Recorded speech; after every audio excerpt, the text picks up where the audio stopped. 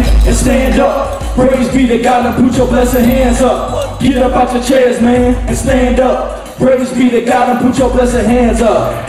Ever gonna start it up, talking about my boy Ezra. As the king, could he take his peeps to Jerusalem? He knew his family tree like the palm of his hand. Was curious what had happened to his gracious homeland. The king said, yup, so he headed on his trip with his hands to the sky and his decree on his hip. He was loaded up with coins and paper bag green with all of this money that was sent by the king. 4 months later, he arrived on the spot, putting all his money in the priest's gold pot. Ezra was stunned by the news that he heard. The people of Israel went against God's word. Later that night, Ezra dropped to his knees, saying, oh God, forgive them of their sins, please. So confused and not knowing what to do, to him it seemed like his world had gone blue.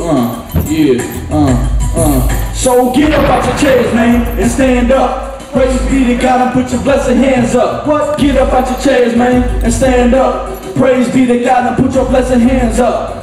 Nehemiah was the son of Hekeliah, dedicated to God. I better remind you, better believe he's the guy to remember. He was the king's jester and personal bartender, cupbearer to be exact. He poured the king's drink and he had the king's back. He prayed to God and fasted for days. Nehemiah got an answer that made his heart raise. He asked the king, let me go to my father's city. I have to rebuild it, please show some pity. The king agreed and sent him on a journey with the Persian cavalry that stood firmly as he entered Jerusalem. Broken down gates ablaze in such utter ruins, disillusioned hearts strained. Nehemiah listened to the Lord, so God's plan begun. He yelled to the citizens, arise and build, it can be done. So they strengthened their hands for his good work. Sanballat found out and he went berserk. Went berserk. So get up out your chairs, man, and stand up. Praise be to God, and put your blessed hands up. Get up out your chairs, man, and stand up. Praise be to God, and put your blessed hands up. The citizens continued to work and build. The city came to life and the sorrow was killed. Nehemiah spoke of words that encouraged. The quality of life began to flourish. Many pitched in, work got done. Nehemiah had everyone's heart won. The walls of the city were going up at last. Nothing could stop this spiritual task. Sanballat tried to end this great act, but Nehemiah gathered soldiers to protect and attack. Sanballat and his men fled and worried Nehemiah and his men.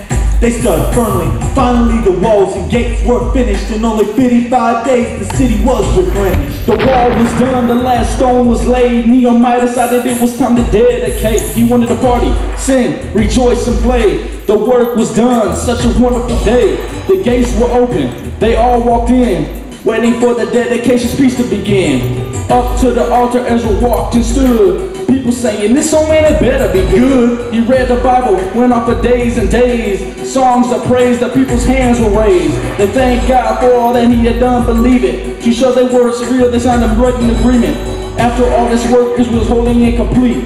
Ezra and Nehemiah conquered defeat. So get up out your chairs, man, and stand up. Praise be to God, and put your blessed hands up. What? Get up out your chairs, man, and stand up. Praise be to God, and put your blessed hands up. What? Get up out your chairs, man, and stand up. Praise be to God, and put your blessed hands up. What? Get up out your chairs, man, and stand up. Praise be to God, and put your blessed hands up.